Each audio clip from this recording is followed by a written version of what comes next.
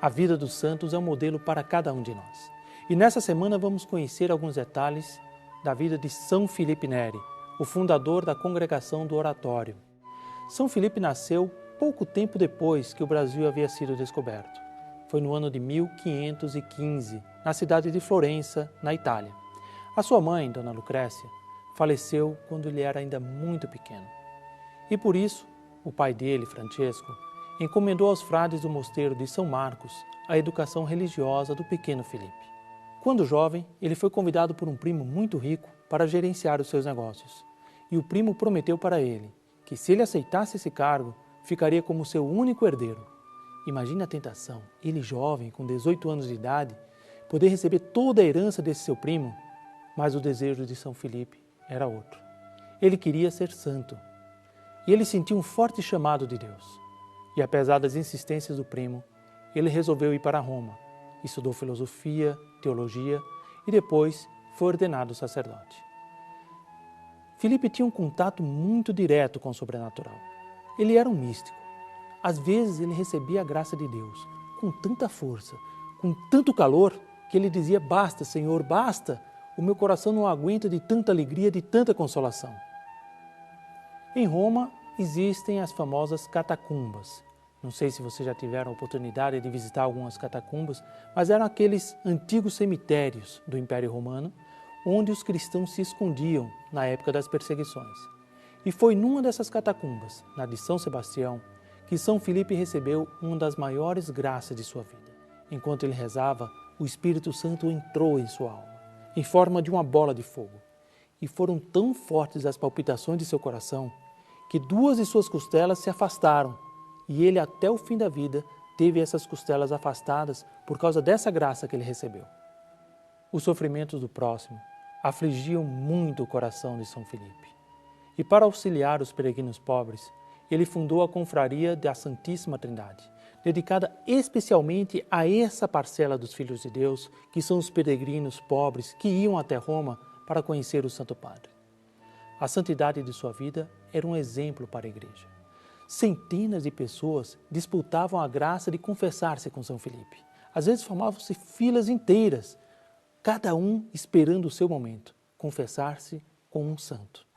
E depois da confissão, ele formava conversas, formava reuniões com essas pessoas, e daí nasceram os primeiros grupos que deram origem ao oratório, a congregação fundada por São Felipe. Os jovens eram também uma grande preocupação para o santo. Ele promovia jogos, passeios e 1000 divertimentos para atraí-los. Aqueles rapazes que viviam nas oficinas, nas ruas de Roma, não tinham nenhuma formação católica. E São Felipe, então, se tornava amigo de todos. Uma vez que ele conseguia sua confiança, ele preparava para eles a recepção dos sacramentos, ensinava a comunhão, a confissão, encaminhava-os para o bem. E durante a noite, o santo visitava aqueles que tanto necessitam do apoio do próximo, os doentes. Passava a noite nos hospitais, visitando as pessoas, levando a comunhão, levando os sacramentos, a unção dos enfermos. Nesses momentos que nós tivemos, se temos algum doente na nossa família, ou se nós mesmos caiu uma doença sobre nós, lembremos de São Felipe. Peçamos o auxílio dele, assim como ele, quando estava na terra, ajudava os seus irmãos. Agora no céu, ele vai ter muito mais empenho e muito mais força junto a Deus para nos ajudar também. Ao conhecer a vida de um santo como São Felipe, muitas vezes nos parece que tudo era um mar de rosas. Graças, consolações divinas, amor ao próximo, ser amado por todos. Porém, a realidade abrange muitas vezes outras coisas. São Felipe foi incompreendido. A perseguição do mal chegou a tal ponto que ele foi proibido de celebrar missa. Foi proibido de fazer pregações e ministrar os sacramentos. Isso se deu por causa de alguns falsos testemunhos de seus inimigos. Diante da dificuldade, ele não se revoltou. Pelo contrário, ele via nisso um auxílio de Deus para exercitar a sua humildade, para vencer as tentações de orgulho. E com o passar do tempo, uma coisa incrível, o seu principal inimigo resolveu arrepender-se. Fez penitência pública, reparou publicamente todos os males que tinha feito contra São Felipe e, mais ainda, se tornou um de seus melhores discípulos. Para fortalecer a fé de seus discípulos, São Felipe organizava passeios devotos. e coletivos ao longo das ruas de Roma.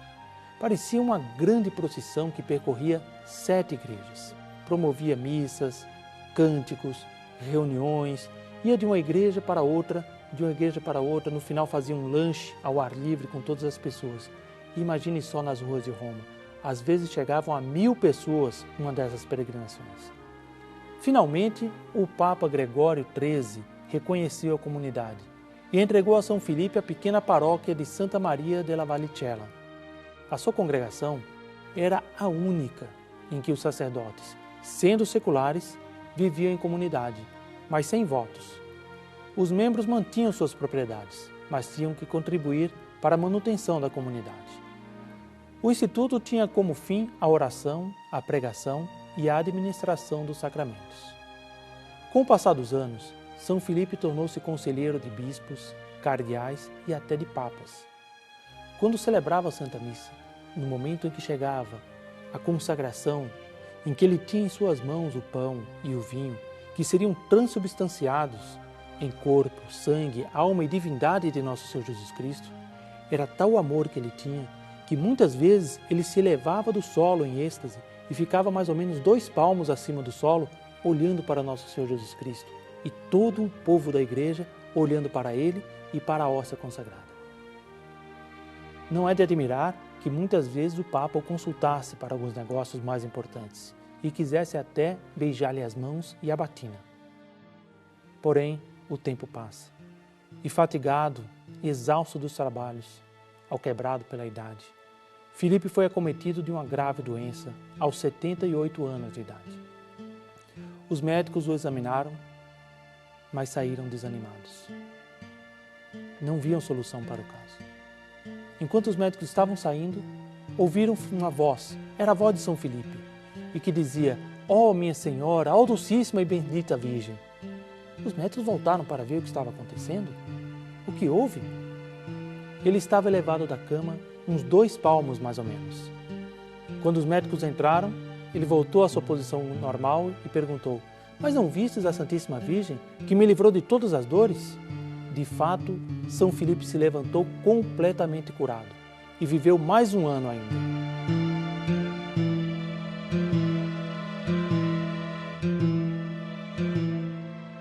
Nos momentos difíceis de nossa vida, lembremos de São Filipe. Assim como ele estava sempre alegre no serviço de Deus, mesmo na hora da perseguição, mesmo nas horas difíceis, ele mostrava essa alegria, ele mostrava essa fé, assim sejamos nós também. Todos nós temos momentos alegres, todos nós temos momentos difíceis, mas a fé em nosso Senhor Jesus Cristo, a fé em Nossa Senhora é que nos darão forças para seguir aquele conselho que São Filipe dava às pessoas que se queixavam de sua cruz. Ele dizia: "Meu filho, quem se impacienta com a cruz, achará uma outra mais pesada. Os sofrimentos são a melhor escola de desprezo do mundo. E quem não se matricular nessa escola merece dó, porque é um infeliz." Essa alegria de São Filipe seja a alegria de nossa vida. E na próxima semana estaremos novamente com vocês para conhecermos a vida de outro santo. Salve Maria!